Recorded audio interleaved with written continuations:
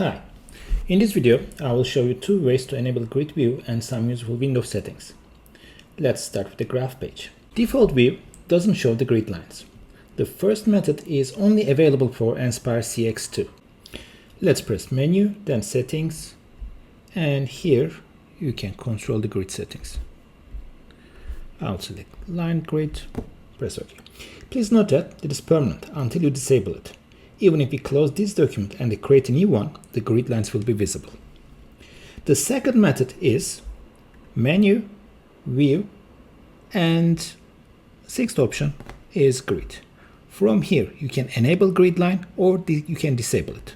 This option is available in both models. However, unlike the first method, this one is not permanent. If I create a new document, graph will still show the grid lines. In the standard zoom settings, each grid represents one unit. Let's see more window settings. I'll press menu, window, and window settings. This gives us full control on maximum and minimum values and the grid settings. For example, assume our graph requires x values between 0 to 20 and y values between 0 and 100. I start typing these values from the top and use tab key to move down.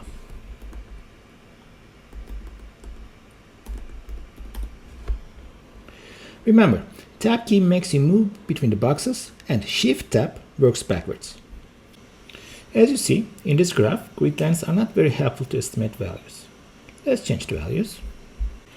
Now, I will show you another method to access window settings. Control menu will provide us some extra shortcuts. Select window here, then window settings. Let's make X grids 5 and Y grids 20. In this way, we have more control on the grids. If you need to translate your graph, you can use the touchpad to grab the graph and translate. I keep holding touchpad. As you see, hand symbol grabs the screen, then you can translate as you need it. Another way to change the window settings is double-clicking on one of the end values.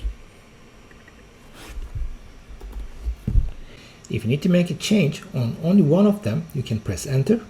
If you want to change more than one, you can press tab to move clockwise.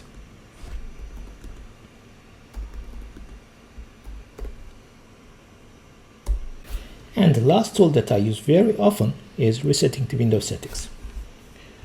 Right click on the window. And fifth option is zoom standard. Thanks for watching. See you at another tutorial.